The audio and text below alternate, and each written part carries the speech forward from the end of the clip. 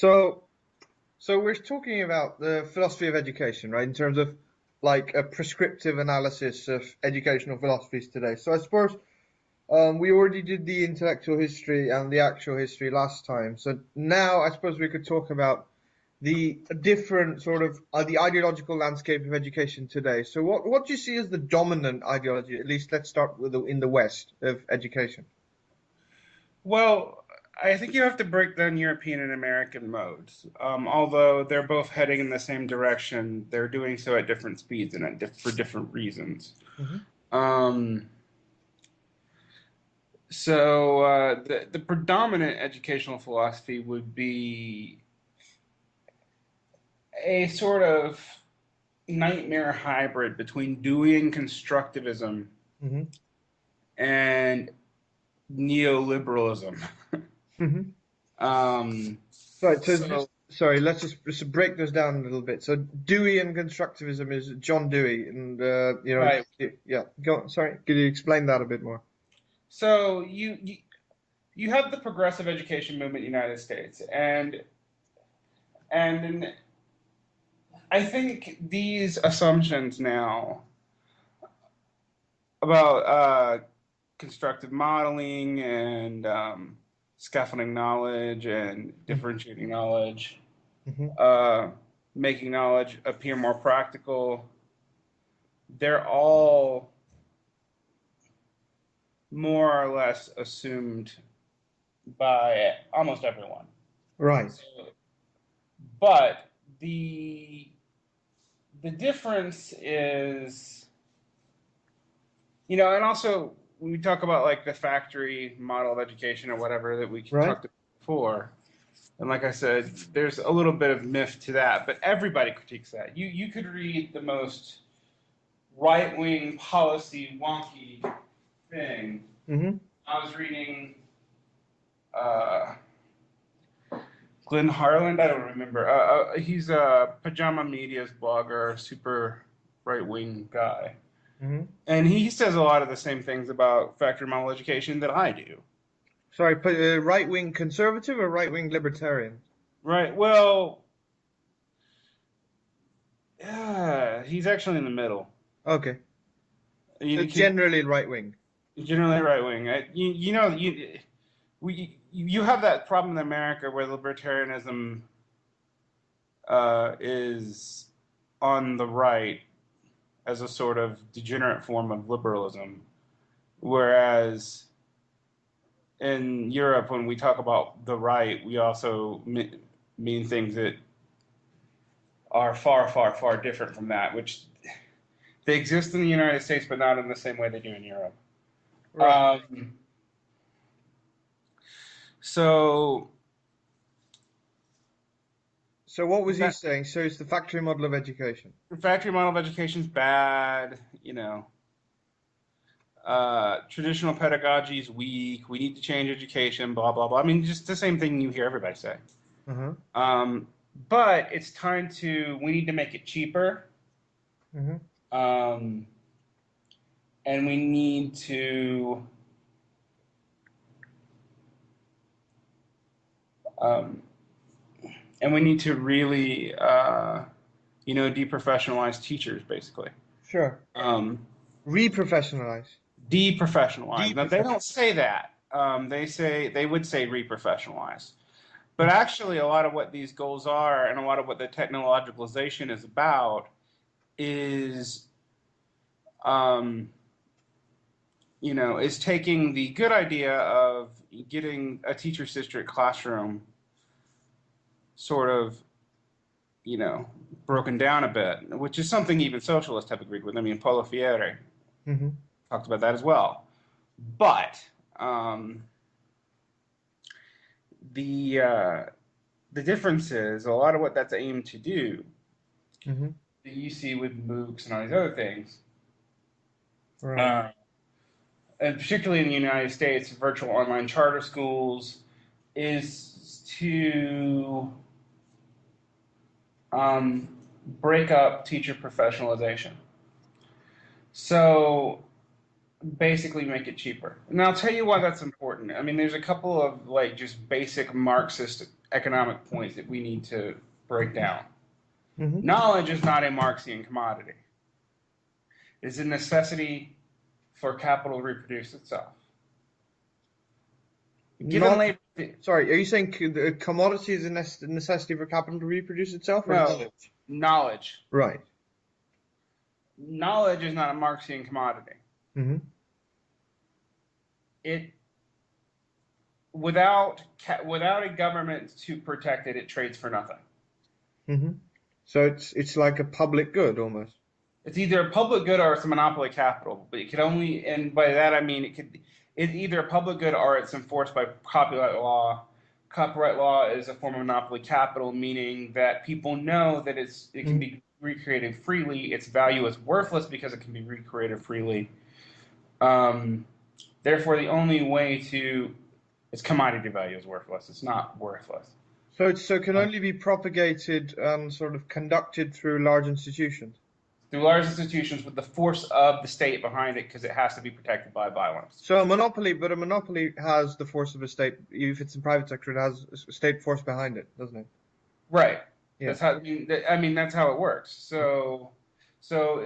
It's that's what monopoly capital is. Knowledge can only be those two things. What does that mean about it? It means that it's not subject to the market in the same way. Now, when people who don't believe in labor theory of value try to explain education costs, they can't do it. They have no way to explain why it can't be made cheaper. Hmm. Sorry, if you go back to Adam Smith, if you go back to Marx, if you go back to Ricardo, it's perfectly obvious why it can't be made cheaper. Because of the labor time put into it.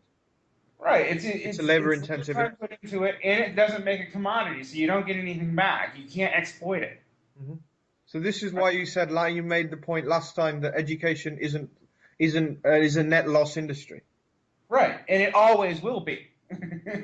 Well, net I, loss industry. I mean, in terms of you're not saying in like a cost benefit thing like ethereally. You're saying in terms of the numbers. I'm not saying like a cost, but it is necessary for society to function. Yeah, I'm not saying. but I'm then not you would saying. count that as a net benefit, and in that sense, it's Right. profitable in the social sense. From a subjective theory of value point, it is profitable. But But from a yeah, how capitalism actually works, it will always be a net loss industry. right. So in an Um, accounting sense. right, which is why in the United States too, you see this charter movement. All right, Hmm. because the charter movement is a way to get for-profit institutions the backing and protection of the state, so they are not in competition with each other. Right. So So this is the neoliberalism. The Yep. neoliberalism aspect of what you talked about. Right. So it's yeah, it is neoliberalism, but it's one of those neoliberal charade games where they talk about it acting like a free market, But it's not. but it's not. They always talk about vouchers. They always talk about charters. They never talk about making it a true free market. And why? Because anyone who understands anything about the cost structure of an education knows that a true free market in education will collapse. Because knowledge is not a Marxist commodity. Right. Although they wouldn't say that, they wouldn't put it that Well, way. but that's what the point. That's what it is. That's the issue. Hmm. And this seems to play into a classic social democratic argument about this is why we need the state in there because of the fact that knowledge doesn't fit into the usual sort of brackets of market exchange. But what did Marx say about that? Sorry? What did Marx say about that? About education's relationship to the state? Do you know? No. All right. This is a piece of obscure part of a critique of the growth of program that no one quotes. During the first social democratic point about free state-provided access to universal primary education, Hmm. Marx said in the critique of the growth of program, it is one thing for the state to license and protect and to license teachers and make sure they're competent, but for the state to provide education is to turn over one of the most essential social functions solely to the state, and socialists should not be so stupid. Right. and and this is where like the social democrats economically aren't wrong. I mean, social democrats, they're sort of kind of post Keynesianoid Marxioid beast, Hmm. but they've always, I mean, this was always a sore point with Marx with them. Hmm. Now, you do have some complications. For example, the state did okay Right. with education in the Soviet Union, as long as you were talking about math and reading. Hmm. If you're talking about history, they weren't so honest. Yeah, no. There's not Um, exactly free inquiry. right. I mean, it's also in capitalist countries you don't really get free inquiry either, because you can't trust the state with that function. Uh-huh. All right. Um, According to Marx, it is a social function, and we social democrats Hmm. have a even before Marx bad habit since Ferdinand Lassalle of confusing social and state. Hmm. And Social is more like civil society. right, Hmm. And state is an institution. It's actually it's that because a lot of Marx and the 19th century European socialists are actually there's an anti-state vein in there. While now the word state has to be defended as though like pride of territory by everyone who calls themselves a progressive. right. But the thing is, the state is tied to the nation state and all these other concepts that Marx didn't trust.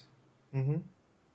I mean, Marx was not an anarchist. Even though the ultimate goal was a stateless, moneyless, classless society, um, and Right. he wasn't. He didn't think doing away with governance all at once was even possible. Hmm. But he did make it clear over and over again that seizing state power and using state apparatuses was a means, not an ends. And this is where things have been so confused, particularly with social democrats, I mean, but also with communists, for 100 or more years. Where do you think the confusion arose from? Is this Kautsky? I don't even think it's Kautsky. I think it was there. I mean, it's in Ferdinand Lassalle. There are non-Marxist tendencies in socialism that are both more critical of the state and less critical of the state, and they are older than Marx. In Right. the German SPD, they were still part of the same party the entire time. There was no split. Hmm. The Lassallians were never kicked out. I mean, if you see these rallies from 1907, you see big placards with LaSalle and Marx like held up together, which is hilarious actually. But that's Marx was a critic of socialism as it existed at the time. Now, that's not to say that, remember, Marx did grant the caveat that licensing of teachers is okay. Maybe even public funds or tax contributions are okay. He doesn't knock that out, but he says you cannot trust the state to run and administer education. Why? Because the state is, in its base form, the ruling committee of the bourgeoisie. Right. And this is the so now we're moving from the neoliberal idea, and which is we talked about Dewey and constructivism, which we'll get to in a second, I suppose, and the neoliberal aspect to it, which is flawed because it doesn't take the public sector into account at all, or at least it doesn't take the implications of the public sector into account, and then we go to social democratic ideology, which is wrong because state does not equal society. Mm-hmm. Hmm. It doesn't. State does not equal society. Hmm. Now, neoliberals get this, but neoliberals don't really believe in society, right? I mean, There's no such thing as society. Oft good quoted. old, good old Thatcher. Hmm. Um, so, you know, I mean, if you want to go start attacking abstracts of not existing, there's no such thing as money either. Right. And particularly after Bryn Woods. Right. And right. Anyway. But that's a whole Yeah. different problem. But that's the thing, right? You have this problem. Now, I would say if you were looking at objective outcomes, the Social Democrats and their influence on the sort of Asian technocrats, Hmm. Singapore, China, Korea, Japan, who's I talk a lot about Korea, where higher education is neoliberalized, but lower education is very much not. Um, they are effective at doing certain things. Yeah. Now, uh,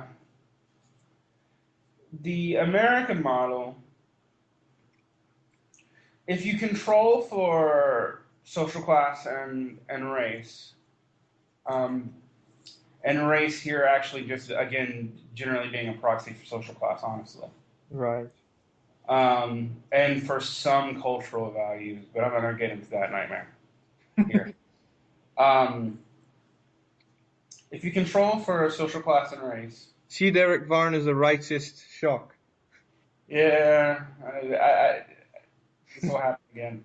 But you'll actually see that the U.S. does about as well as Scandinavia, Hmm. its public school system. Okay, um, for dealing with each class it's dealing with, the U.S. has a lot more poor to deal with. It has a lot more other things. So what does that tell you? It actually says that like if you control for factors, the reason why social democracies are doing better is that they're just generally doing better. Um, So it's not so Now, much the educational model, it's the societal model, it's a societal model, or it's the society. right? And it may be the society itself, and we can get into that too, because you know, this is another completely different conversation. I Yeah. don't trust a lot of what people say about social democracies. And So Scandinavia, homogeneous, and so on. Yeah, but I don't yeah, think so. blah blah blah blah blah. When you Uh, get it, also particularly people in the United States and even sometimes in the UK, mhm. uh, they don't actually know what's going on in those countries. Right, right, Like, right. But anyways, they tend to say things like, "Oh, they have an awesome minimum wage." No, they don't. Many of them don't have a minimum wage at all. Um, so well, it's an institution. But anyways, I don't think that's it's worth. a different thing, and Yeah. so we have that whole problem. So if you correct for that, the outcomes seem about the same. Well, Um, so yeah, in terms of if you look at if you try to control for the factors outside education, you find that the educational system is essentially neutral. Pretty much. I mean, it's that's the thing. And I know I have liberal leftist, even conservative friends who when I say that are going to be mad at me, but you'll actually see that in a modern society with things that to progress to a certain point, education is completely necessary. But when you control for factors, it seems like it pretty much does um, what it's expected to do for that social class anywhere where there are people. Right. So Canada has far less poor. It does far better than the U.S. Is that The, is that is would this possibly be because the core of education, no matter the philosophies and so on and so forth, isn't actually that different once you in the confines of the classroom once you control for all these external factors? I think so, and I mean, and I think even moving beyond that. So we talk about revolutions in technologicalization. I'm actually studying a lot of that right now. Hmm. And you know, I was at first super skeptical of things like MOOCs, and Hmm. I still am To some extent, or to a lot of extent, to a lot as of. far as a fix to education. All right, yeah. But as a means of delivery, I'm still skeptical on MOOCs. But as a means to delivery, virtual education is fine. The thing is, Hmm. again, if you control it, it's it does it correlates to social class again.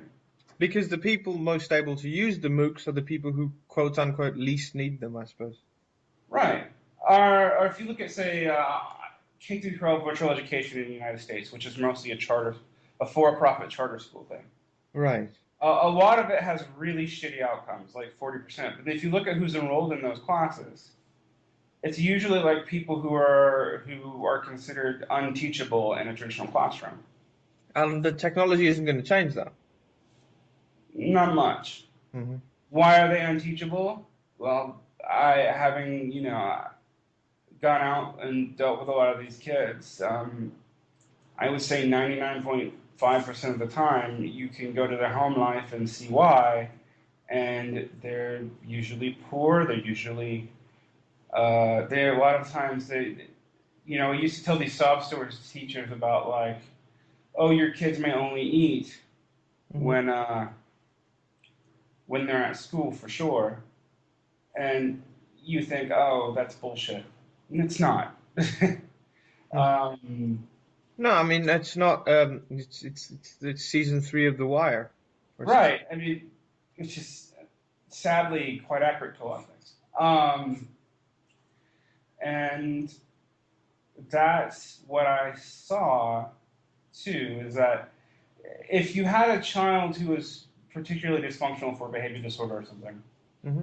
but they were from a middle class background, you threw them, and one of my brothers was like this actually. You threw Hmm. them in a computer environment. They usually did pretty well. They did better because their problems were that they were probably poorly socialized for whatever reason, but they had supports at home.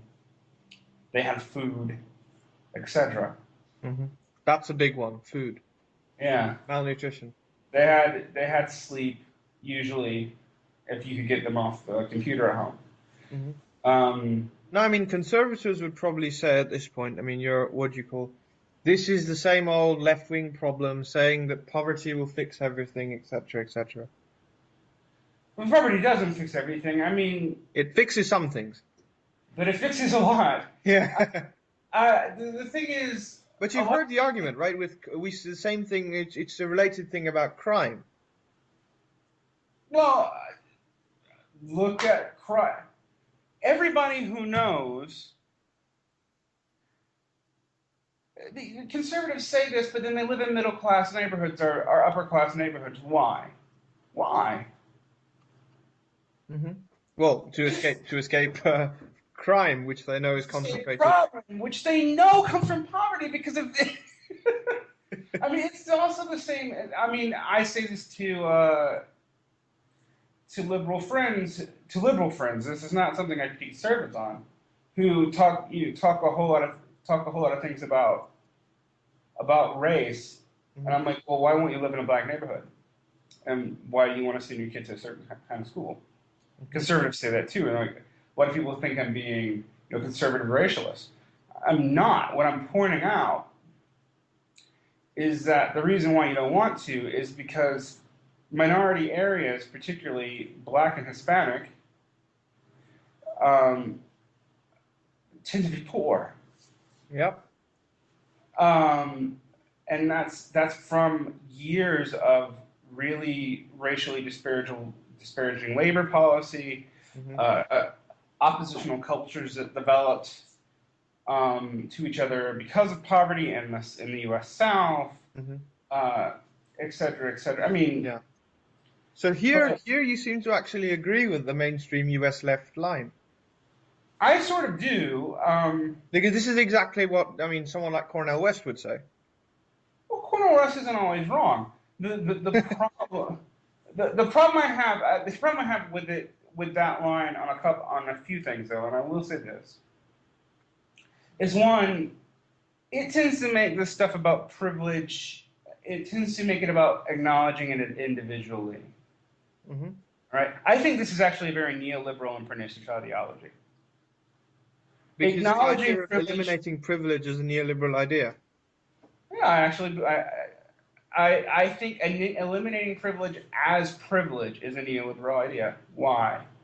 Because it makes it about acknowledging privilege and the idea that if everybody just acknowledged we had privilege, it would automatically go away. Hmm. Right. You know, which is bullshit. Um, are stuff like when people complain about gentrification, but don't talk about social programs. Well, how else are those communities supposed to get cash in them? Right. So, oh, you're not talking about the line which says social programs cause gentrification, because there's a line on the right which says all this black inequality is because of the Great Society. I think you read Thomas Sowell. Yeah, and that's nonsense. But, Hmm. well, actually, it's not entirely nonsense, but it's In the way that they formulate it. in the way that they're formulating it's nonsense. They're not admitting, for example, that the Great Society had racial lines written into it. Hmm. I Well, they're mean, saying in principle that any kind of welfare, you know. right. But what they don't tell you, for example, is in principle, credit scores and insurance ratings are tied to what the color of your neighborhood. I know that. I used to work for an insurance company as an auditor. Hmm. Now, it was never explicitly stated, but certain area codes, and they tied explicitly, you knew the neighborhoods. Because of increased property damage likelihood in those areas, they went up. It was all a feedback loop. And that And was a well, and that wasn't necessarily racism in the sense that the insurance what company kind was. of racism? Well, they weren't Southern ideologues. It No, correlated. it's not. A lot of the actuarial department was black. They were hired from Moreland College. Yeah, so I mean, that's my point. It works as a mapping onto poverty, doesn't it? right? You could probably have. We could have replaced the entire actuarial staff, made it all African American. Hmm. I don't think it would have changed. Do you think they didn't feel that they were discriminating? I think they felt like they were discriminating for non-racial reasons. Yeah, that's it. Well, discrimination here I was defining as racial, but anyways, Right, but yes, I would say they would not see it that's as racial discrimination. racial discrimination. Right. So the point you're making here is that the obvious economic, racial forces behind education. So I suppose this is a kind of invalidation of the idea that what we need is that a lot of education reformers have is what we need is a new ideology, a new idea of what students are, or what we need is a nice little new reform which will either privatize or nationalize the education system a bit more. That goes against that idea. Yeah, I actually think that these are pretty much superfluous. Right. I'm not saying that on an institution by institution level that these things don't matter. Hmm. Progressive schools versus current traditional education. I would send my kids to progressive schools. Most conservatives, by the way, do. Just so you know. But it has no. I don't even think it has much of an effect on their political views. I mean, your neighborhood has more of an effect on your political view. It's just better. The progressive schools are just better They're product. just better. I mean, now when they strip out all these enriching things like music and arts and all that Hmm. from the public schools, what's that about? Well, they're doing that to save money. Oh, that's just expensive. Hmm. But you'll notice that their kids, being the neoliberal elite, they all go to these schools. And in this, again, I sound like every other fucking leftist. Hmm. Where I differ from them on tooth and claw are the following things. One, there really are bad teachers in the world. Two, teachers' unions aren't going to fix a commodity problem. Hmm. Three, paying teachers better will help, but that motivation is actually quite limited. And there are countries full of shitty teachers that pay well. Right. But Again, professionalization is more than just increasing pay, right? right. Four, when Marxists in particular get hung up on things like teachers' union battles, they should be very, very careful. And this is where I might sound a little bit like people on the right, actually. Mm-hmm. State workers who do not produce physical goods are not assuming the same role in the economy as workers who do produce physical goods. Right.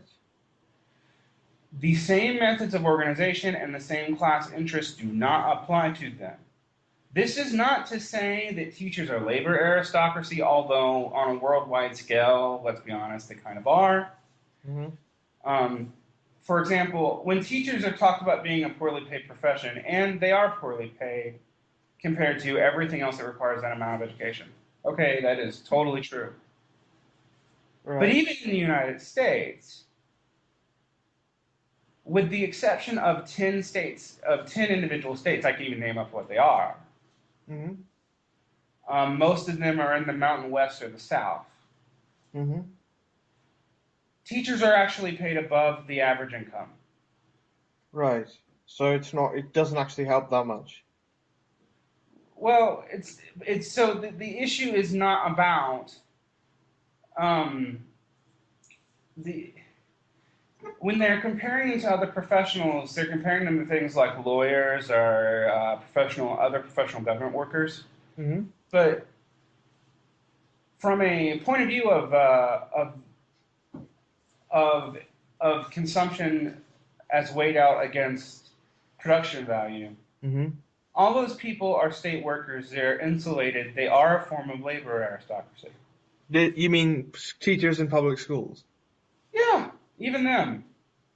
Well, that was who you were specifically talking about. Well, no, I'm more talking about all the professionals they're comparing them to. All So right. you're talking about doctors. You're talking about nurses. You're talking about lawyers, Mm-hmm. intellectual professors. All right. Right. Right. And obviously, All, yeah. all of these people work in sectors that have special relationships to the state, even in the United States. Right. And thus their incomes are protected in a completely different way from any other worker. So, for example, a lot of the working class resentment at teachers that's very right wing is completely understandable once you understand that. Because they are labor aristocracy. Or they're at least not. They at least are not the same thing as teachers. I mean, as say, Walmart workers. They're Right. not. No, they're not. No. They're not the same thing as third world factory workers. I mean, they're not the same thing. Mm-hmm. And to talk about them as if they are, as if this is a labor battle in the same way, or to talk about it as a form of civil rights. Because you have noticed this is a right wing adoption of liberal ideology, which would tell you something about the liberal ideology actually that's so easily adoptable to the right wing, Mm-hmm. is the equal education for all people and equal outcomes of education for all people is a civil right. The right now loves this because it can use this to dismantle schools. Mm-hmm. In what way? In the United States, they are literally using it to break teachers' unions. Because they restrict equal opportunity. Supposedly. Supposedly. Because Right. they won't get rid of bad teachers and blah, blah, blah, quote unquote bad teachers and blah, blah, blah. Right. Well, some of the teachers are bad, for one thing. Mm-hmm. But things like tenure, that's a form of labor aristocracy. Yeah, fair enough. God, and I know I'm going to be called right wing for this, but it is, and you can see it if you look at where tenure is more advanced in the universities. It is obvious that it is because you now have a system where these tenured professors are basically surviving, doing very low amounts of labor and producing research. Largely at their leisure. You get the argument back, I suppose, which, I mean, it rings kind of hollow, but then how would you kind of match if there's a knowledge problem in terms of knowledge not being a commodity, how would you kind of match the wages to to the labor situation, You can't. labor conditions to the value created. You can't. That's the problem. In a capitalist system, a knowledge economy, knowledge is both of infinite value and no value. You absolutely need it to reproduce everything in a capitalist system. But it's However, valueless in itself. it is not a commodity. Mm-hmm. It is, once it's out there, it is infinitely reproducible. So the only way to protect it is things like paywalls and institutional privileges and monopoly capital privileges. Mm-hmm. It's the only way to make it valuable. And technology has only made that worse. And oddly, the technology here has actually proved to me labor theory of value is right. Because Douglas Lane would be so happy to hear this.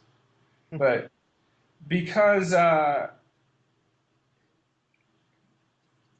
you can't make knowledge profitable without government intervention. Right. Now, the cost of reproduction is so low, it is nearly infinitely reproducible. Mm-hmm. It now has no commodity value. It has no scarcity, and requires almost no labor time to make, or very little. So then it's a valueless good. Right. It's not really even a good then. It's not a good. And that you have a contradiction within capitalism where knowledge is infinitely valuable. You absolutely need it for everything. It is your form of power. Right. Without it, nothing is reproducible. Right. But it in of itself isn't a commodity. So is this related to David Blacker's Falling Rates of Learning thesis? Yes, although he doesn't go into knowledge and value theory. Uh-huh. So, right, so I guess we can get into that now. So what is he saying, essentially? Well, he's saying that capitalists for a long time, particularly in the Keynesian period, realized this contradiction, sort of. Mm-hmm. But they needed two things. They needed they wanted to make labor value more inelastic. Well, how do you do that? You need more people employed. But they didn't want them idle. Idle unemployment leads to what? Well, for falling wages. What else does it lead to? A decreasing bargaining power. And then what lastly does it lead to? Crisis. No. Think politically. Oh, politically, revolution. It's not revolution, at least. Well, uprising of some kind. Uprisings, right? Mm-hmm. Doesn't necessarily mean the revolution, but I mean, but look, I mean, if you look at the male unemployment in the Middle East, right? It times perfectly with the Arab Spring. Those people do not necessarily become red. They can become whatever ideology is on the ground for them. So they might become Islamists, they might become whatever. Mm-hmm. Right? They might become Republicans in the old sense. They might become bourgeois liberals, but they become violent forms of it. So you keep them employed in some way. You keep them occupied in some way. Mm-hmm. Expansion of schools. Right. The expansion of both. Remember, through most of the 20th century, and in Latin America too, like we talked about this before, what was the only part of schooling that was required? It was stated as a human right, but that human right was actually, again, brought out. It's in the Universal Declaration of Human Rights of the UN, but that's actually just cribbed from those old socialist doctrines, right? What did the state have to provide? Primary school. Mm-hmm. And Marx says it in the Critique of the Gotha program, or at least he critiques it. He critiques it. But this isn't the Universal Declaration of Human Rights now. Mm-hmm. State owes you primary school. Right. Something that people don't, acknowledge as owed to socialists, and that's not, and why you might hear people say that, it's not necessarily a good thing. Right, because the state doesn't equal society. Right. Mm-hmm. So they're like, okay, we got to do something with these kids. So you see both secondary school will become first highly encouraged and mandatory. So, for example, you could get a job with an eighth grade education. When my grandfather was alive, Mm-hmm. it was, you don't need to know more than to do basic math and read to work at a brick factory. Mm-hmm. You don't need to know more than basic math and read at work at Walmart, but now they want you to have an high school education. Why? Don't know. Well, it's something to keep you occupied for 18 years. It lowers the workforce. Because Um, child labor is illegal. exactly. Mm-hmm. Um, I mean, you could defend it by saying that, if high school education were better, then it would be a form of, citizenship or whatever. right, but all these citizenship things have nationalist assumptions, and we should always be wary of them. But Um, right, no, I mean, if we're conceiving, let's say, an ideal state, right, we're talking, sorry, an well, ideal society. well, I mean, you could have mandatory education at 22 in like a socialist utopia, right? Mhm. Um, Well, I mean, are you saying in principle, high school has no value added? no, I'm not. Right. I'm not saying that. Okay. I am saying that it might have value added, but I do not think for a moment that is why it was. Oh, you're talking about conditions on the. You're not saying prescriptively this is what it should be. That No, Walmart workers should not be in high school. That's not what you're saying. no. I'm saying that for the function of their job, which is what people like Bill Gates really care about at the end of the day. Hmm. That's what they always be. They're always talking about jobs. And the number one employment employer is Walmart. There's a professor of gamification, James G. I don't know if he's a Marxist, but he makes a lot of accidentally Marxist arguments. He points this out that you should never trust anything Bill Gates says because he tells you right out he wants to help people get work. But what's the number one employer? Walmart. Well, now people are realizing that um, this is quite expensive, and perhaps prisons are cheaper. And actually, in the U.S., they're not. But But this is the way the logic goes.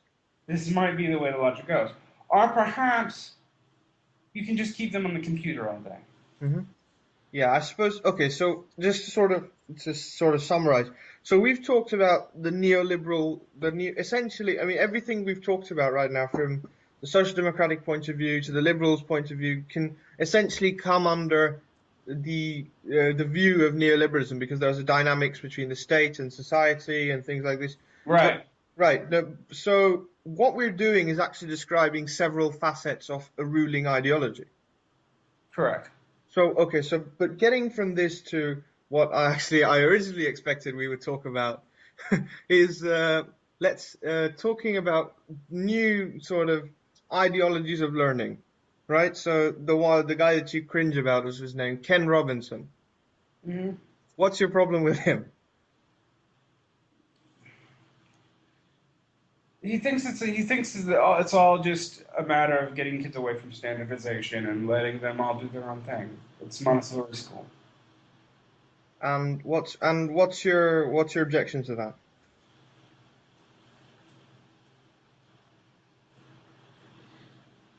It's naive. We're all learning is social learning. Hmm. So all learning is embedded in a context. So Um, decontextualizing it by claiming everyone can go and do their own thing is foolish. yeah, it's not even worth wasting your time on. I mean, it makes it, and it sounds way more revolutionary than this. So it's like, oh, well, we put everyone in grades by age level. Okay, let's not do that by age level. Let's put them all by ability level, sorted out by a computer. Uh-huh. You're still grouping them. Let's do this unschooling thing. Well, unschooling sounds awesome. Hmm. So what's Okay, unschooling? So I'm not familiar with it. unschooling is a movement largely in the United States to deschool the students. It was originally a very hippie new left movement that actually became very right wing in the 80s, and a lot of like A lot of Christian. things became very right wing, and a lot of Yeah, this counterculture stuff becomes right wing in the 80s. right, because it was foolish to begin with. But Sorry? nothing. I just said because a lot of it was foolish to begin with. Yeah, yeah. But it was the idea that it was the institution of school reproducing, oppressive social institutions on the student. Which is a left-ish idea. Right. And the thing is, though, a repressive society isn't you. If you remove the kid from the school, the influence of society doesn't go away. You can't just have them hide out in your house. hmm They will eventually interact with the society. It will affect them anyway. Their notions about what school will be will eventually come from TV, or something. So you have to shelter them from everything. The hmm only people who successfully do this are religious nutbags. In terms of actually indoctrinating students. Right, because they actually have a complete social system that they can separate students out with. So you can't have an educational ideology without a social system in place. Essentially, yes. Education is about the reproduction of a social system. Uh-huh. It's not just about the individual.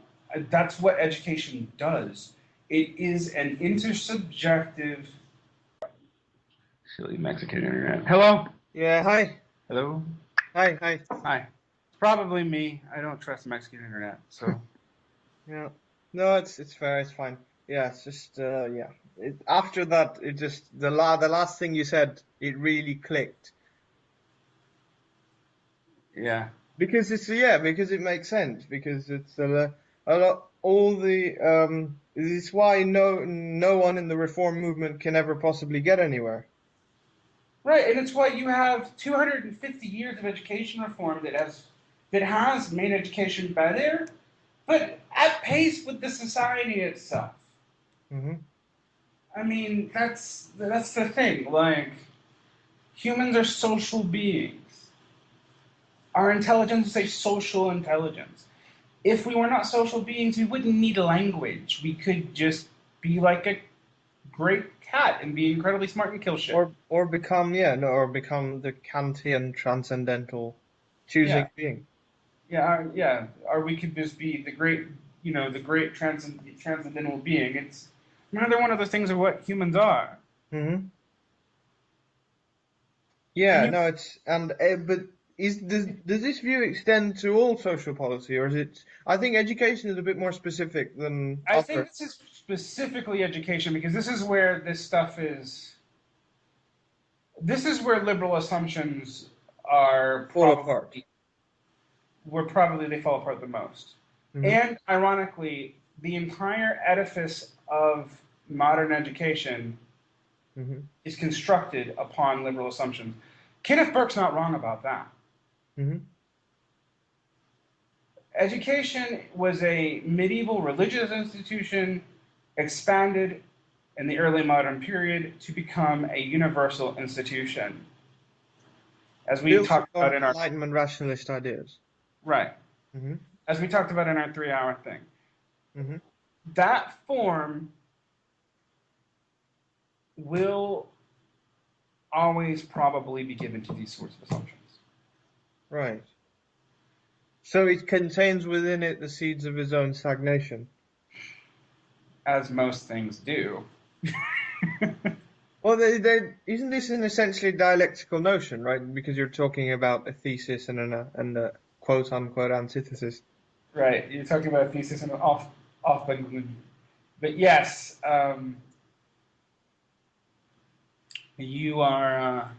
This is dialectical. This is the problem. Well, it's a problem, but the problem contains within its own solution, according to dialectics, right? Right. Well, the first thing that I think, if you want me to be more positivistic for a while, as in what I think we should do. Uh-huh.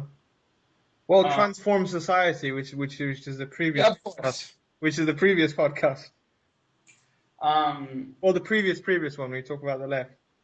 of course, I think we should transform society. But the other thing we should do is realize that since education will not on its own produce a new society, hmm it, it is it is a crucial part. I don't like base superstructure; it's a little bit too vulgar, hmm but this might be helpful for understanding it. Education is that blurry line between the base and the superstructure. Hmm. Well, yeah, because a lot of base superstructure criticism rest on the power of ideas, right? And this is the whole Marx, Weber, Frankfurt School nexus. Right.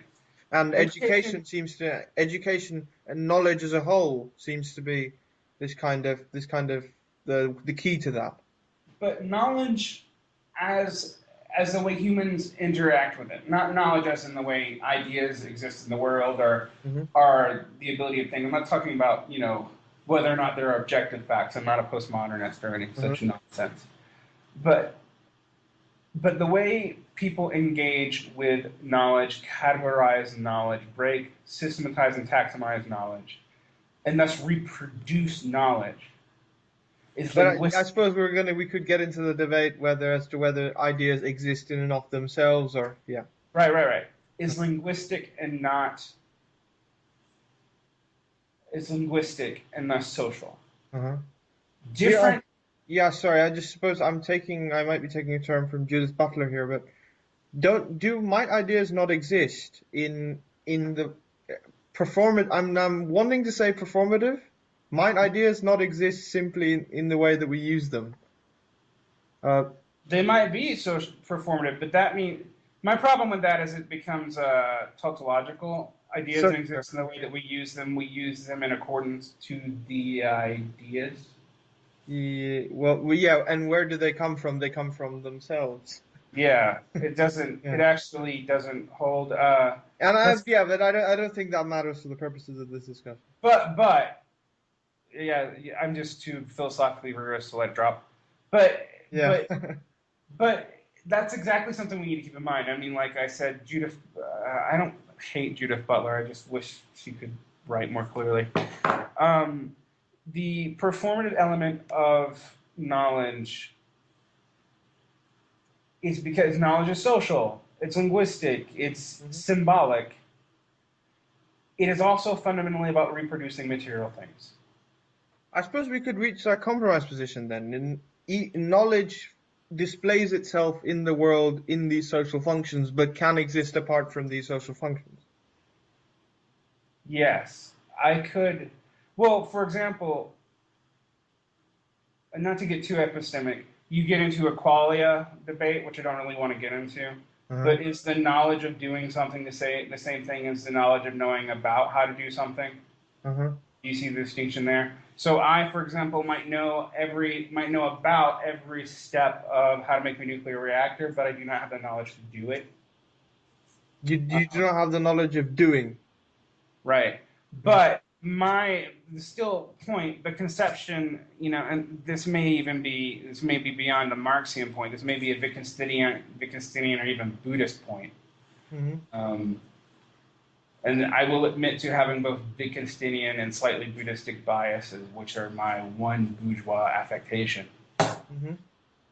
But um, our schemas of conception and articulation affect our knowledge and our performance of that knowledge. Mhm. Isn't that partly Kantian as well? Yeah, it Mhm. is. Well, But Wittgenstein borrowed from Kant, but anyways. Wittgenstein, he's an analytic philosopher, of course, more for Kant. Yeah.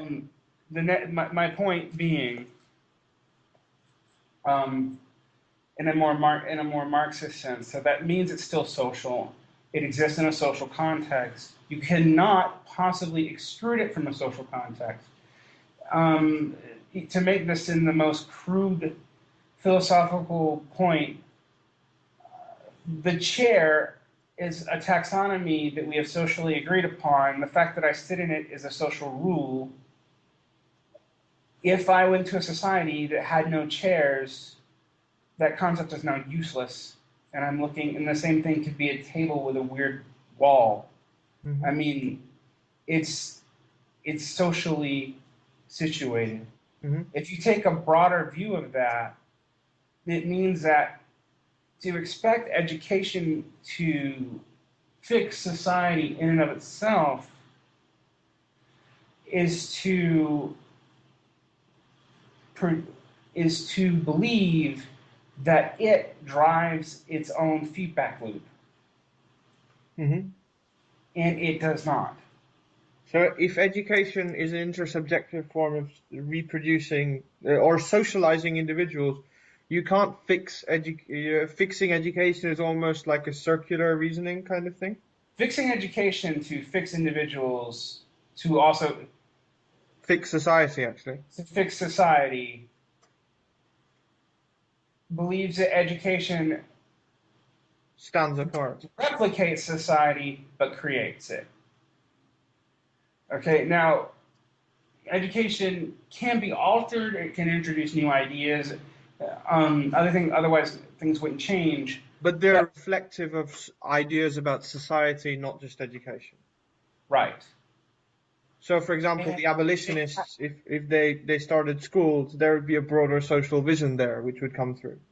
right, and also it would affect other things like the means of producing that society This, itself. and you can contrast this with the solely educational visions of the reformers today. Right, who seem to think that you could just change education, not change anything else about society, and these kids will just be in a better situation. Hmm. Right. And that's frankly, like I said, it's naive, it's nonsensical, and that there are education reformers who are smarter about this. Dr. James G., who I mentioned earlier, who's Hmm. actually part of the gamification movement, which I'm very skeptical of, basically makes the same point. Hmm. He points out all the standard left critiques of society and schools and basically says, well, if we can't win with schools, we can win with something that we can help these kids with something that, neoliberals accept, like games, and we can make schooling and embed all this learning into games. Well, gamification, yeah, you're right. You're saying gamification is a social vision beyond Right. just education. Right, and it's a larger social vision. He admits though that it still cannot crack the larger social and economic milieus. But that, yeah, but then that's the failure of gamification as a social vision, not the failure of our idea. Right, and that's what, like I said, I don't know if Dr. James G is a Marxist. I think he might be an accidental one. Is there Um, such a thing? yeah, uh, someone who knows nothing about dialectics but comes up with fundamental truths just by being, observant and smart. Yeah, it happens occasionally. Uh-huh. Um, Individuals do still somewhat matter, but Well, I don't, yeah. Well, the thing is, funnily enough, Marx was an individual who, right. I mean, and also not a worker. So when people get all super reductive on that, they obviously are missing Mhm. some key points about history. This is, But I mean, I suppose I'd like to end with a theme that, I mean, now, I mean, I've heard in the last podcast, I heard that you knew about Adam Curtis. So I wanted to ask you, since we're talking about society and education and things like that, he seems to intimate that we're living, generally speaking, right now in a very conservative time where things like modern culture is archaeology, modern culture, modern music, video games, they're all forms of archaeology. And we've got all sorts of dangers that we don't know about. Radicals are also reliving utopias from the past. This would probably include people like us both. And we live in an age of confusion where there is an elite, but the elite doesn't know anything. There are radicals, but the radicals don't know anything. What do you think of that? I think he's fundamentally correct. Hmm. Um, I posted on my Facebook wall yesterday. I was talking to a friend of mine, and we were reading How to See Society Like a State, which a lot of people see as a very conservative book. Hmm. Um, and But the you phrase, understand, I just want to say, you understand that the thesis applies to everyone, I guess, yeah, oh yeah. I including have been yourself. saying that the left is a somewhat become somewhat of a necromantic cult for since the 80s. Um, And yeah, I mean, the it's past podcast. yeah. So I mean, and it applies to me too. I mean, what are we talking about? Returning to Marx, returning to, and I, I think Adam Curtis is fundamentally right. I also think we have to do it. Like, Well, that's what he's saying, isn't he? He's got this whole. Well, he claims that the I mean, someone asked him if he was a Marxist. He says, no, they're economic determinists. I'm not an economic determinist. Right, but I think when people talk about people being economic determinists, they don't know what we mean. I mean, Well, the straw man, I suppose, is that you don't think ideas matter. what do you think? What do people think ideas are? Well, okay, so if you look at Adam Curtis's films, right? So he's talking about different ideologies and how they. That's what I suppose we would mean. Right, and I think and that is wrong. Well, Sorry? it's kind of like David Simon, who is a great bourgeois social critic, but basically thinks we're Sorry, I all just gonna. didn't hear the last thing you said. What? Before David Simon. Oh, I mean, I said on that, Adam Curtis is wrong. I mean, the thing is, because Adam Curtis thinks ideas are separate from the social world, and that economics is just a specific form of social interaction. Uh-huh. Reading Marxist, and many Marxists do this, honestly, this is a problem, but Well, you were talking about, how culture is an epiphenomenon and how Marxists assume that culture is an epiphenomenon. Wouldn't that be the hard economic determinist view that he'd be opposing? yes, I guess. Although, I also spent 3 hours explaining how culture matters. Right. Epiphenomenons matter. I suppose that's all. When we say ideas matter, I suppose that's what we're saying. Yeah, I mean, ideas ideas don't come out of nothing, Right. but they No, matter. I suppose no. I don't think it would be useful to claim that. Right. So unless you're claiming ideas have some countercausal force, Uh-huh. saying that they're economic determinists is placing a very narrow meaning of of economics and a very broad meaning of the term Necro. necronomics Necro. economics on a very broad meaning of determinism. And on that, I think Adam Curtis is wrong.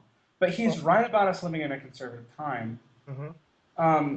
When I was in a certain organization called Platypus, you don't need to know about Well, what yeah, platypus you is. told me about it a couple of times before. Um, One of the things it talked about was liberalism was in regress right now because society was in regress. And it was in regress because When nothing. was this? 90s? No, this is right before Occupy. Oh, right, yeah. Yeah, in the 90s, when I was involved in politics, I was like a, Chomskyite liberal. Well, society, you could say, so I think society has been in regress since 68. Right.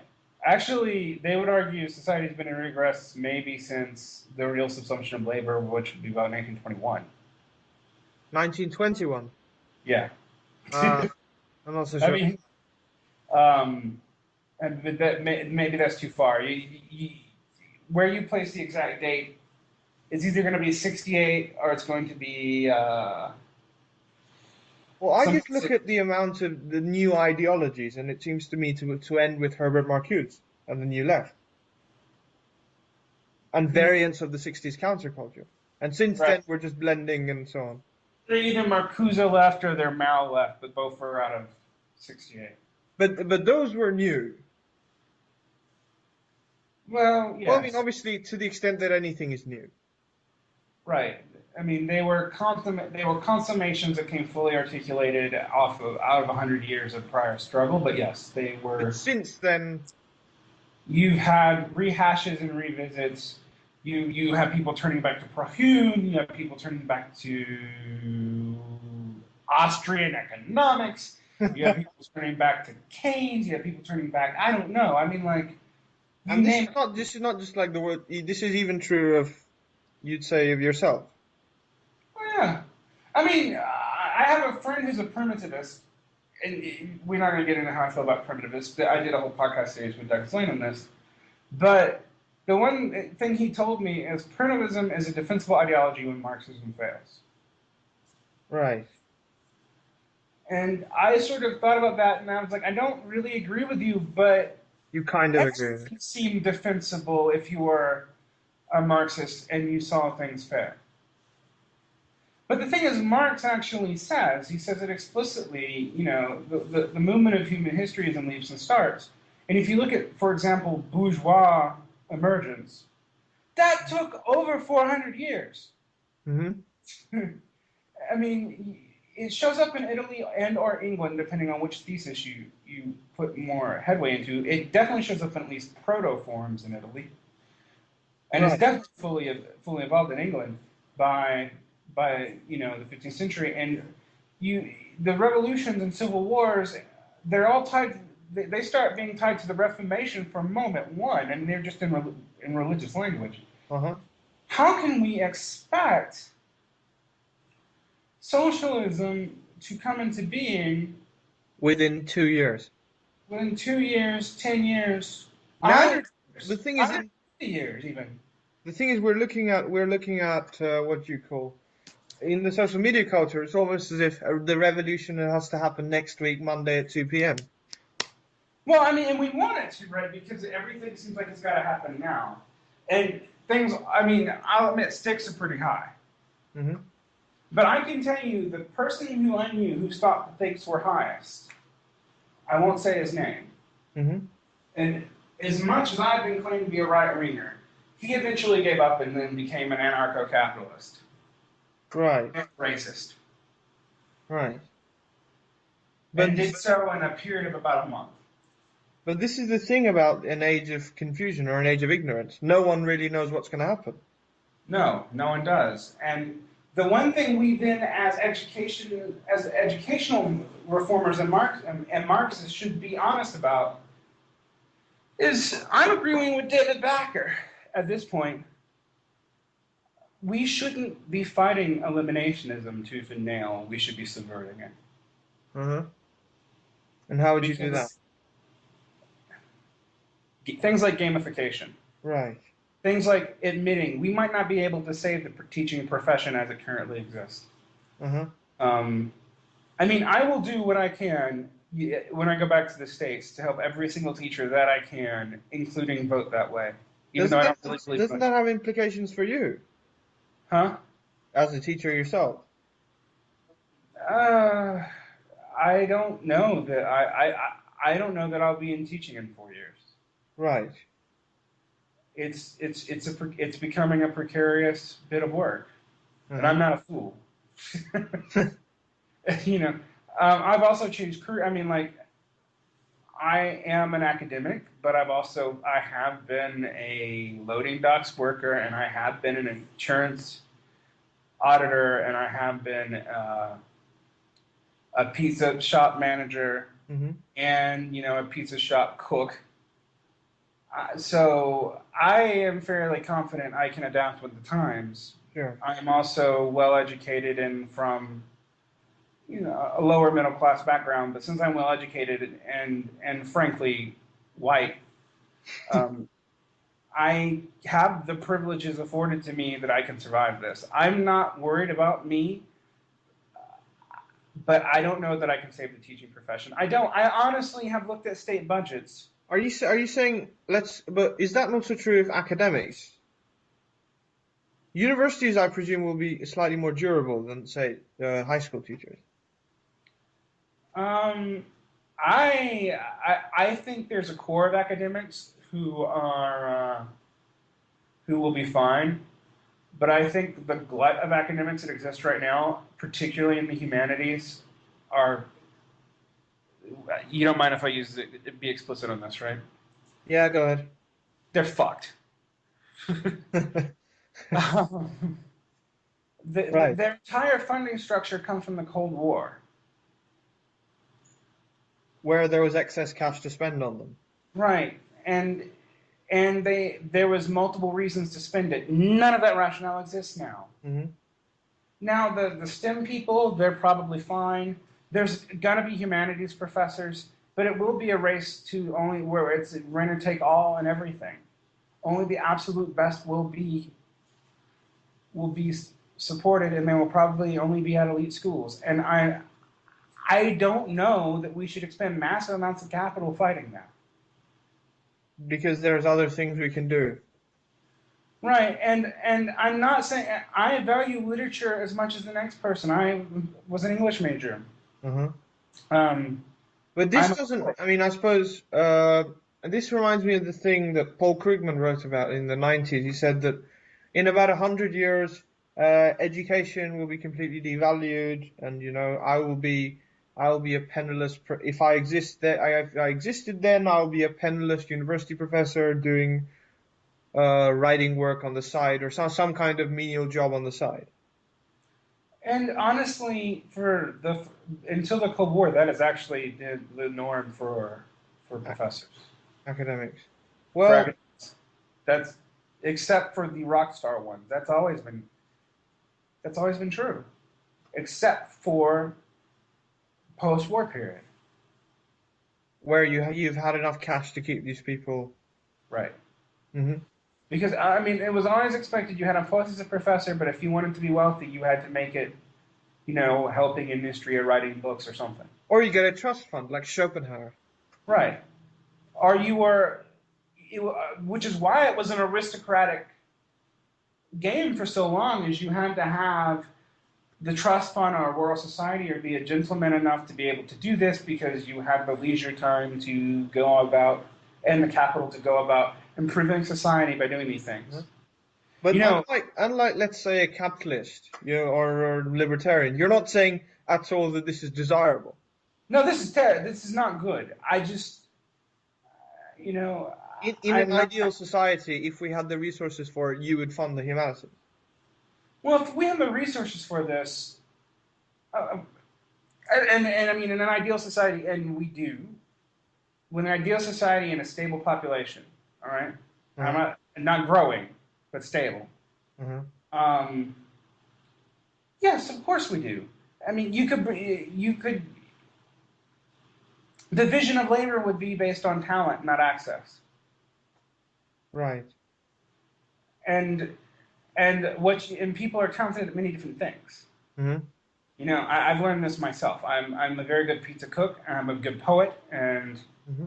I'm a terrible mechanic. I can't, um, you know. And there are some people you don't think some people can just be academics. There are some people out there who can just be academics. No, I mean, when people talk about every cook can, this is one Marxist myth that's attributed to Marx, like every cook can govern or whatever. Hmm. Marx doesn't say that. He says there are differences in national, again, critique of the Goethe program. He says there are differences in natural abilities. The point of society is to make that irrelevant to your survival and that you can do what you are naturally good at. Hmm. Or what you want to. Yeah, are what you want to, and you will survive. You won't be rich, but you'll have your needs met, and you will give too, but you won't only do that. That's the goal. All right. That's what Stalinists always lost. They always forget the last part. You're not. It's not supposed to be sacrifice forever, to build up surplus consumption and restabilize it. That doesn't do anything. That doesn't change anything. That doesn't change life. That's just a different scale. So it's actually the elevation of the individual rather than the subsumption of the individual. It is the elevation of the individual in a social context, Well, yeah, acknowledging the point it is that the liberals by focusing too much on the individual miss the individual entirely because you can't have an individual without a collective. exactly. I think that's Derrida. I'm not entirely sure. Well, Derrida may have been right about something. He's actually right about quite a few things, but what's good in Derrida, Well, I I mean, think. it's Derridean. I haven't read much of him, but from what I've heard, What's that's the interesting Derridean about thing. Derrida is I have read a lot of him. I think what's good in Derrida can be summarized in 10 pages of clear prose. Uh-huh. Right, but that was a anyways, yeah. But You, so that's the point. Is and if you read Marx, this is clear. It is not about the subsumption of the individual to society, nor is it about the subsumption of a society to the individual. It is acknowledging that people. Marx was not an equalitarian in the liberal sense. He did not believe that people could be made equal. hmm. What he believed is that inequality could be made irrelevant, Sure. and that material um, material equality would make other forms of inequality irrelevant. I suppose, okay, so I suppose I'd just like to, I mean, as a final question, I suppose I'd just like to ask, we talked a bit about Adam Curtis and we talked a bit about, so Adam Curtis talks about, we need a new form of, he talks about how, people like Balzac and Tolstoy created new forms of storytelling, right, which are actually quite political, and forms of literature and of movies and things like that are quite political, which any cultural studies person would be able to tell you. But to show where we could go in the future, he pointed to someone like, he talked about Watchmen, the Alan Moore comic book. Mm-hmm. And then this seemed to me quite resonant because it connects with what Zizek says about things like the Avengers and about how a communist society will be made of outcasts. And this seems to me to be also, in a strange way, connected to a lot of these fantasy TV shows that people watch today. So India, I mean, I suppose in the sort of, I think this kind of, uh, do you know what I mean? Have you heard that bit from Zizek where he talks about the wire? Mm-hmm. I've And heard the Wire stuff, yes. yeah, and he talks about Lester Freeman and the little the fact that the police, the good people in the police are kind of this collection of outcasts, and he says communist society will look like that. Hmm. It seems to connect with what we've said just a second ago. Well, I mean, except they wouldn't be outcast anymore. Well, They no, would, yeah, they wouldn't be outcasts. because, and I mean, this sounds particularly utopian, but because we would have some need for what they could give us, and we would have a way to let them give it to us. In Uh-huh. capitalism, division of labor must be much more fragmented and much Because more specialized. because that's all the system can handle. That's what the system has, that's what it needs. Hmm. I'm not sure division of labor and parts of the means of production will ever go away. What I am sure is it would no longer be limited by class access, and it would no longer be determinant of one's wealth. Hmm. And that wealth, by and large, would be equally distributed. Those are the things I am sure about a communist society. That's about all I'm sure of. I mean, Marx is very agnostic about the positives of a communist society, and so am I. You're Um, saying we'll get there. yeah, yes, which I know is sort of teleological, Hmm. and I am often a critic of Marxian teleology. I mean, I'm not going to lie, but I am saying that we have to have certain things we must understand. We must understand class, and we must understand value theory. How we work that out, how we deal with that, we cannot entirely know yet. Hmm. We have to deal with capitalism first. But you're saying we will. Well, we might not, but. We might not, you could lose. Hmm. But I'm saying that it is possible for us to deal with these things. Hmm. Yeah. There are not, I do not think that there are possible ways to deal with everything. For example, um, energy limits actually do really concern me. I'm not going to lie. It's something I do lose sleep over. Um, but But as we discussed previously, the way it's not as clear cut as they put it. no, it's not. It's not a quick. It's. I think everybody is oversimplifying and undersimplifying that. Oversimplifying it in the sense that everybody's making it this, that, either or. You know, you're either a primitivist or you're a technologist, et cetera, et cetera, et cetera. Hmm. Undersimplifying it in that everybody has one solution to it, and that it's obviously A multi-solution thing. so obviously. I mean, the way we got into this was relying on one thing as a solution. Uh-huh. But and to me, that's a completely separate problem. Right. But and one that if you talk to like Tom of the From Alpha to Omega podcast, it's something that we actually both. It's the one thing that we think Marx Marxism deals with a little bit. It's mentioned and by implication in places in Capital, but it's not really dealt with. It's the one thing you think Marxism doesn't deal with. Um, Not really. Well, you because said. I said it's dealt with by implication a little bit, like as being exacerbated by capitalism. Um, so when Marx talks about like land depletion and capital Mhm. and resource depletion, he's talking about it a bit. But for, a lot of communists have not wanted to go there because the Soviet model was, and actually was in some ways more destructive. Mhm.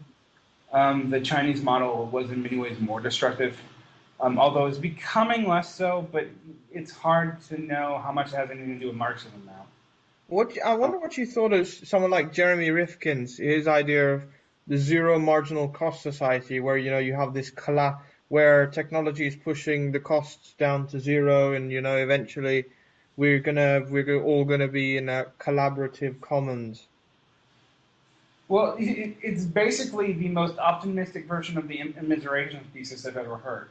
Uh-huh. So the the technology is going to push costs down to zero, but also profits are going to fall to nothing.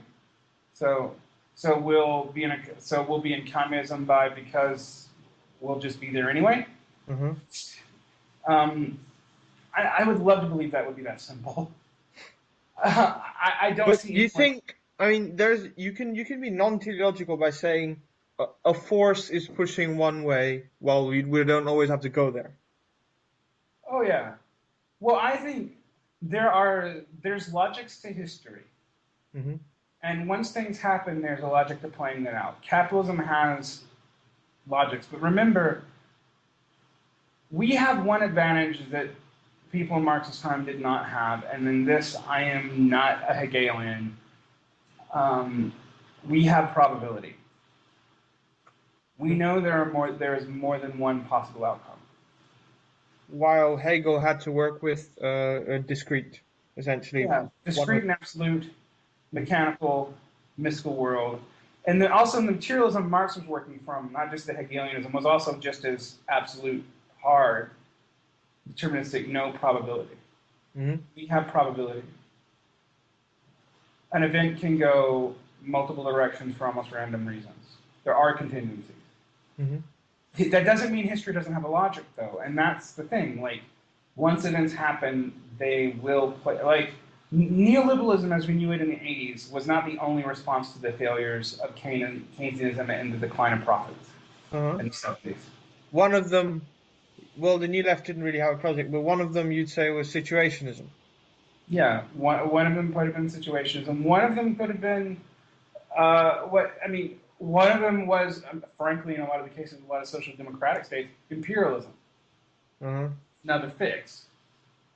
Harder to do, but now I'm in a post-imperial world, but it's another fix. Is implicit imperialism and unfair trade balances um, being a form of primitive accumulation. Mhm. So you know, all of it's a possibility. Neoliberalism, which and in some ways is a form of material. In some ways, it's not material accumulation so much as is you know breaking down the acceptable shares of things like, oh, well, we'll accept this much labor aristocracy and this and this and this. Mhm. I mean, the people who did this don't think this way. But that's what essentially they're doing. Is they're saying, okay, well, we can't have these sectors that are protected anymore. They're not as useful. We'll take the hits in social instability for this, et cetera, and so forth. A lot of what Adam Curtis says, though, and I know this is dragging on a bit long. It says that a lot the predominant conservatism of our society is rooted in a deep disbelief of utopias, and it's almost a knee-jerk reaction to the point where some utopianism is actually welcome. Right. I mean, I know we talk in kind of heterodox circles where everyone's a utopian, but that is by no means representative. Well, I'm not a utopian. Well, no, you're not a utopian, but you're quote unquote willing to imagine, to put it in Disney Pixar terms. Well, yes, I imagine that another world is possible. Hmm. Um, and I'm willing to attempt to, but But a lot of people don't. right. And I mean, his critique of Marxism is also based on the fact that we attacked utopianism. Uh-huh. But another world is possible. Of course, another world is possible. Right, Another I thing, think but we agree on this. But the right? point is, a lot of But people don't. people. Anyway, I was going to tell you an anecdote. Go My anecdote was that we think that the left gave up a high modernist vanguard, Leninist vanguard, on. um, that believed in high modernism and had a rubric to force the world to. It wasn't always an accurate rubric, and it was a very bloody rubric. And they traded it for a vanguard that wouldn't say it was a vanguard, Is it the and Leninists or the New Left? the new left, The that New Left. wouldn't say it was a vanguard, and also didn't have any rubric to apply anything to. Hmm. Which sounds really harsh, but I really believe that. Like, when you ask the average person involved in social justice, they give you a bunch of canned theoretical answers, but the theories are actually incompatible if you start breaking them down. Hmm. There's no standard rubric that a lot of them have. You don't even know what the term left means anymore. And that, a lot of people talk about that being a problem in the U.S. because leftism and liberalism are conflated, but I think it's much larger than that. I don't think there is that. I mean, we defined I defined and you agree with me left as this. If there I suppose a body in civil society which aims to bring about progressive change. And if we live in a conservative age, the left by definition does not exist. Right. Furthermore, I mean, also, and part of that's found in the very notion that we cannot agree on what progressive change can be, because progressive change can be everything from let's go back and live like we are hunter-gatherers to let's make everything nuclear. Right. I mean, I think we can agree that progressive change is in the eye of the beholder. Right, but it's been completely subjectivized and largely based on things we've seen in the past. Uh-huh. Adam Curtis puts this in a very sort of haunting, but also kind of in an interesting way. He says that what, for example, you and me are doing right now, we're playing in the nursery. Right. Well, Where and in ultra left circles, which I am not as integrated in as I once was, uh-huh. but we used to call that political LARPing. Oh, LARP is live action role playing, Role right? playing, right? Political LARP. Uh-huh. That was our sort of kitsch term for it, which is not fair. I mean, it's not an entirely true statement, but. But I suppose the broader point, which I think needs to be emphasized, is that everyone's LARPing in a Oh no, conservative. people talk. I mean, even the only people who aren't are the liberals who actually run things. But then, in some ways, Zizek makes this point, and Zizek's not a Marxist. We shouldn't confuse him with the opinions of Marxism. Let's be completely frank. Uh-huh. Um, he's a weird Hegelian, and some of his theories are useful and some of them aren't. Well, But the reason Zizek's theories work, I think, is because everybody's LARPing right, at any well, level. and people don't catch how inconsistent he is. But he says one thing that I think is Uh-huh. quite accurate. The only utopians that we have now Are the liberals. are the liberals who are in power Uh-huh. because they think they can manage the current situation infinitely. Mm-hmm. And then it's just a matter of management. Even the most radical liberals, if you're Naomi Wolves, your Naomi Klein's, Mm-hmm. uh, your Chomsky's, really, if you really push them, they think this is a problem of management.